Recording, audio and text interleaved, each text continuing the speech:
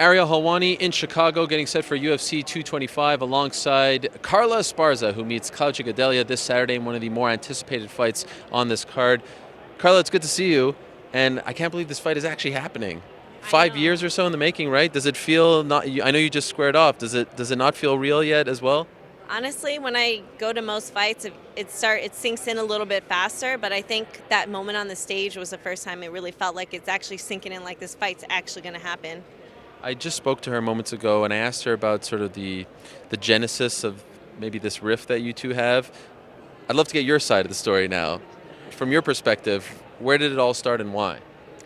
Like the The issue, it seems like there's a bit of a rivalry there between you two. Yeah, definitely. I can tell you exactly when it happened because I mean, up until the second time that she canceled the fight after weigh-ins, I think I tried to send her cake, and I think it was her birthday. Like I was totally respectful, and then after the fight, some fans on Twitter were talking about she should probably move up to 125. Somebody mentioned her and Barb Honchak would be a great title fight.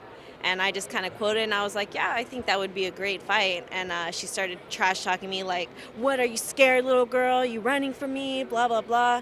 And then police jumped in, and then it just became like a whole drama. So I think that's where it kind of started, like a Right. miscommunication.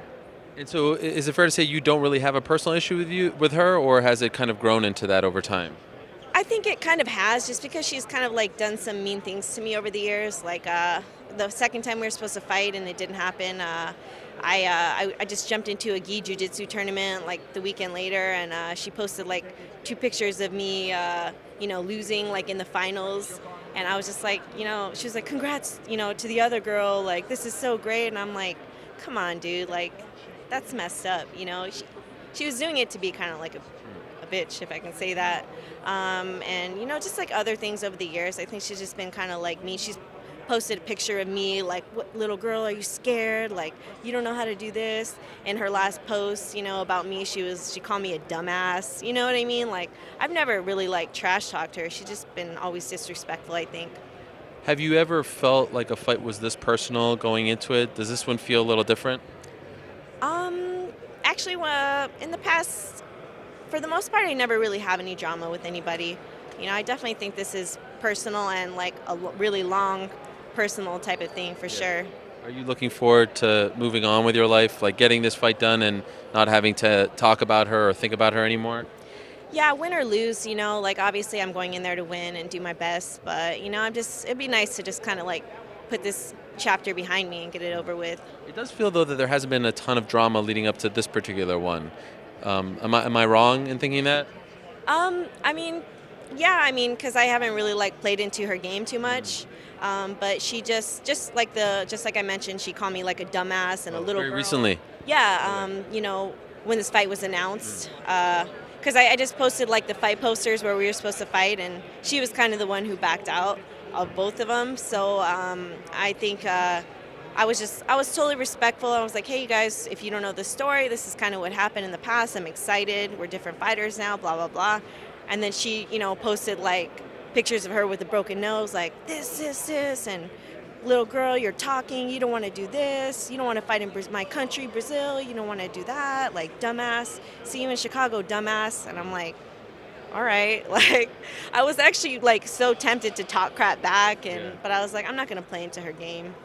Well, you get a chance to respond Yeah. on Saturday. Yeah, in the cage. Yes. Or in the octagon, yeah. Yes, that is the beautiful thing about this sport. You're coming off a big win. Of course, you have a big win over the current champion, Rose. Do you feel like a win over Claudia maybe puts you ahead of Jessica Andrade? It feels like she might be the front runner right now, but there's nothing booked, of course. Is it possible that this fight gets you back in there with Rose?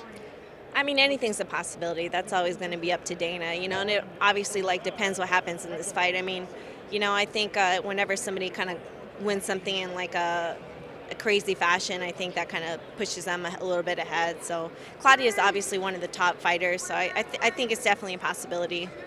Is it good for you that Rose is the champion, considering how your first fight with her went and considering how it went with Joanna? Do you feel like this kind of opens the path back to the title for you?